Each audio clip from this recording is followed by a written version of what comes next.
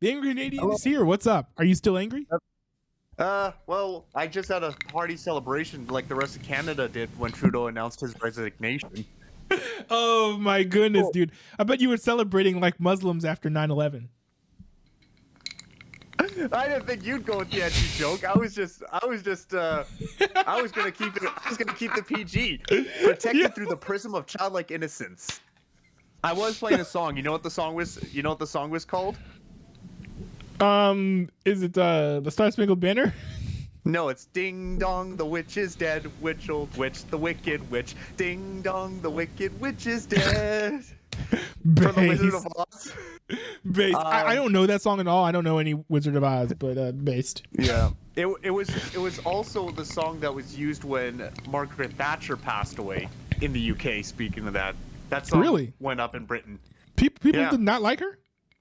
At the end of her reign, yeah. I guess they were glad that Yeah. the war ended or whatever, but Yeah. Thanks I for think nothing. She died of, like, We don't care about that. dementia-related reasons, I believe, is what she passed away from. Oh wow, I should have put Joe Biden dying on my 2025 bingo card. Yeah. No, Yeah, actually, so I shouldn't have. I think that him losing the race gave him at least 3 more years of life. We do know the reason why you're on the stream today. It's the wonderful, wonderful, wonderful, amazing news of Justin Trudeau deciding to step down as, what is the position? Prime Minister of Canada, I believe. Yeah. Finally. Yeah, so it's about time. yes. So Yeah. a lot of people have been waiting for this day on bated breath. I think some people were a little bit surprised that he decided to do this, though, rather than just allowing himself to be embarrassed in an election, ironically out of his own pride.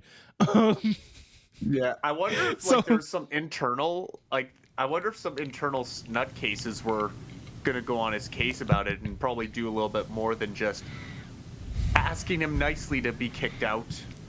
Well, one thing that's interesting is, from what I've heard, there were some people in the party who were basically like, or maybe this was him himself, but there was definitely a strategy of him deciding to resign now because members of his party, I think his party is Labor, right? Actually, all the lefty parties are called Labor. No, ours is Liberal. It's called Liberal. Liberal. Oh, it was close. It started with an L. So the Liberal Party, the Liberal Party, with him resigning, the Liberal Party basically picks a temporary successor, an interim ruler, if you will. And some people are saying that because this replacement is not going to have the same bad PR that Trudeau has, that will make it harder for specifically Pierre Poilievre. Did I say it right? Did I get it? Yeah, it's Pierre Poilievre. Let's go. Yeah, there we go. Pierre Okay. Poilievre. Yeah. Awesome. So another thing too that happened is government's prorogued, but it is being challenged in court. So does that mean that basically him resigning is getting contested and actually might be overturned? No, not him resigning, but he's basically put government on hold. But I see. Because he's a minority government and all that stuff, there's been people trying to challenge it in federal court that are suggesting that maybe this is unconstitutional, so we're going to try to sue that the halting of the government because it's a minority government. He would have needed the consent of other parties. Is that constitutionally how things are supposed to work? Are you supposed to get certain that's level how of they're consent? supposed to work. Yeah. If you're a minority party. Oh, I see. Because he needs to. Also, the Canadian Revenue Agency is trying to enforce taxes that have not passed through Parliament as a result of the prorogue. So, which they legally cannot do. They legally can't. Wait, so and this is an interesting question, and maybe it's very dumb and foolish and stupid because governments tend to do what they want to do. But generally, like, I know in the United States, there's like a Supreme Court who is generally very strict with their rulings when it comes to forcing the state or the federal government to adhere to the laws that are inside of the Constitution. Now, How was it that the state was able to do these things that bypass the Constitution when it comes to the prorogue and all of this stuff? Because wouldn't there be some sort of check and balance that would be like, hey, wait, you can't do this because it goes against the Constitution? He talked to the Governor General, which is like the monarch's representative of Canada.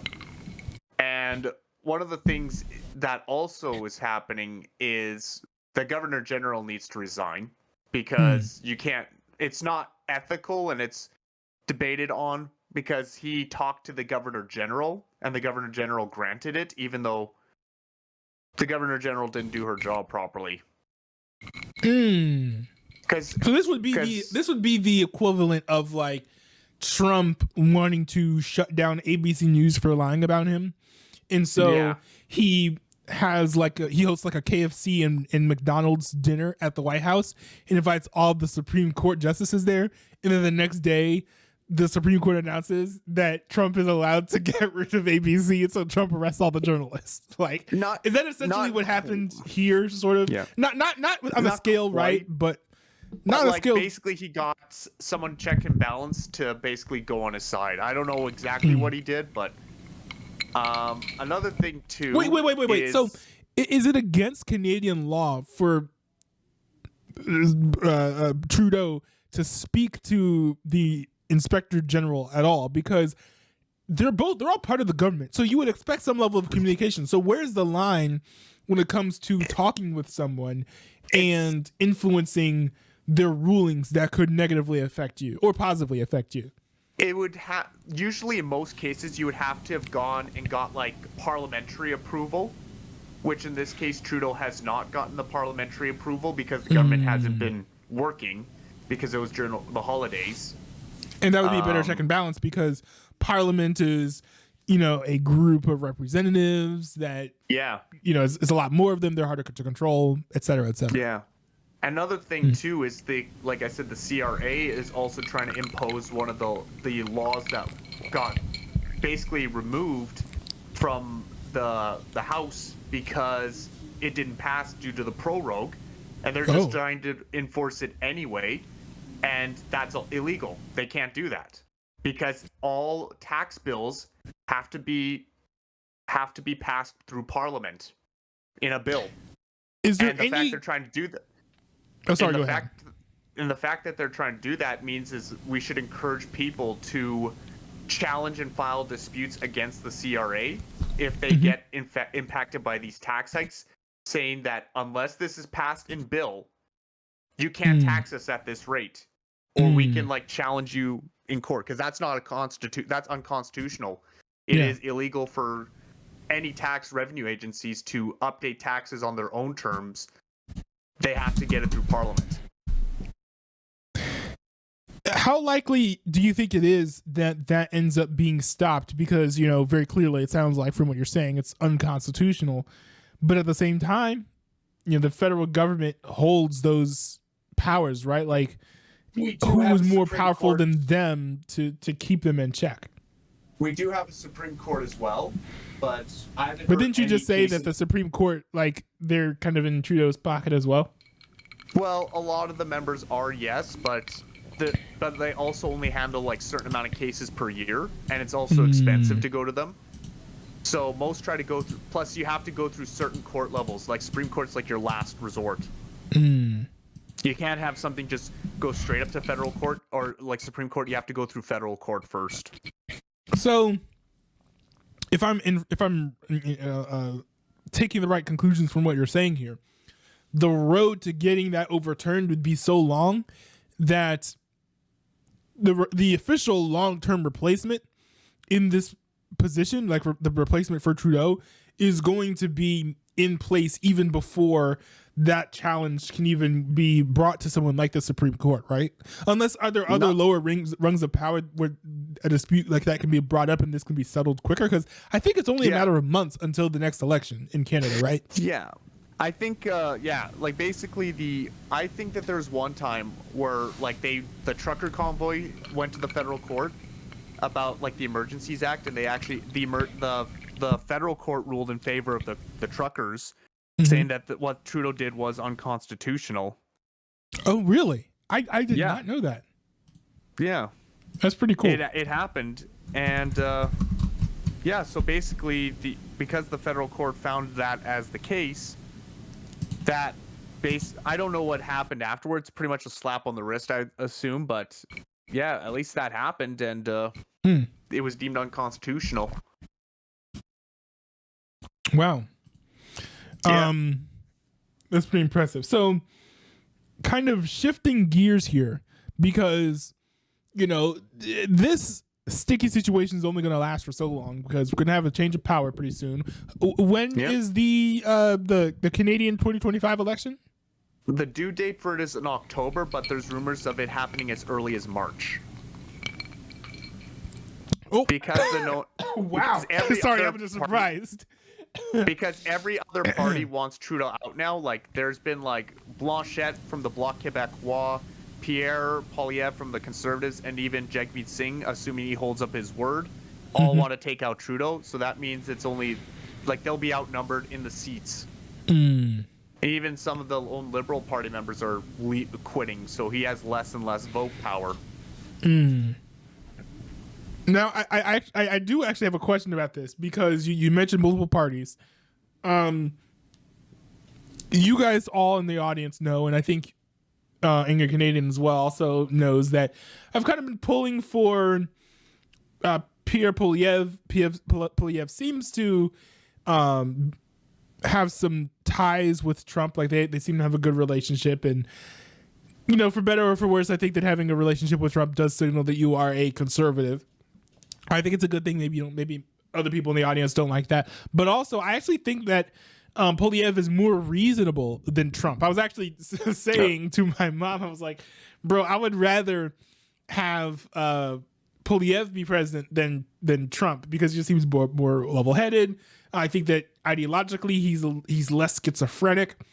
And I think Trump is ideological. I think Trump is ideologically schizophrenic. Trump is an emotional loose cannon. Like, he'll get stuff done, but he's like, and he's not an idiot, but he will. And I hope you don't censor the word idiot, but we're just saying I'm not going to censor the word idiot. No. But we're saying that Trump is an emotional loose cannon. Like, he's prone to acting on impulse. If you get what I'm saying. Yes. Yes. But I did have a question, because my understanding of Canadian politics is a little bit less than surface level. So when it comes to the mainstream, and I'm not saying most people, right? Because everyone knows that the mainstream does not necessarily equal most people, right? We saw how the 2024 elections turned out. But when it comes to the mainstream, what most people are willing to say out loud, averaged out between what you hear from the mainstream media, how is Pierre Poilievre viewed? Is he viewed as being an extremist in the same way that Trump is by many people? Or actually, not really, but so he's not viewed as far right in Canada. No, well, technically he would be considered by like the leftist media, but like, again, they've used that term so much that literally it's lost its meaning. Like, basically the term far right, if like someone who is deemed far right nowadays could be seen as absolutely normal like 10-20 years ago, right? They could have been seen as just like moderate or even progressive conservatives back 10-20 yeyears ago.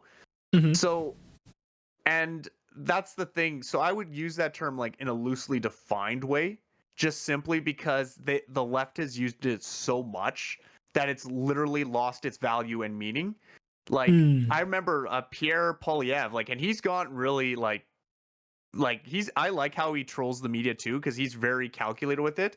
Yeah, like, he's there really was cool. one time when I showed you where he ate the apple. I love that. Yeah, I showed that to one of my parents the other day. Yeah, he was like, "Who's your source?" Like he's done that. He's like, "I'd like to see the source that accuses me of that stuff."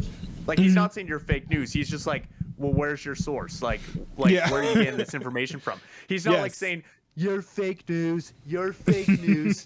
He's not doing that. He's like saying, he's more like saying, like, if you have the evidence, I'll agree. He's like, imagine if Ben Shapiro was a politician in a way, but Ben Shapiro had political background. Well, I wouldn't even love that either, because that just basically, Actually, no, I'm not going to say that because people would accuse me of being anti-Semitic. But imagine a politician. he doesn't have America's best interests at heart. I don't think. Well, he should be the prime minister of Israel. I would love to see him be the prime minister of Israel, but not the president of America. Well, imagine like a political background, Pierre, but he has like the way he handles stuff with media is the same as Ben Shapiro, right? Like where he's like, well, where's your source, right? That's what Pierre's like. He's an epic debate lord. Yeah, especially with if he doesn't get his answer, he'll try speaking to you like you're like a kindergarten. He's done that with Trudeau, and Trudeau still dodges the question. He's like, "Yo, this is what happens." It's absolutely hilarious.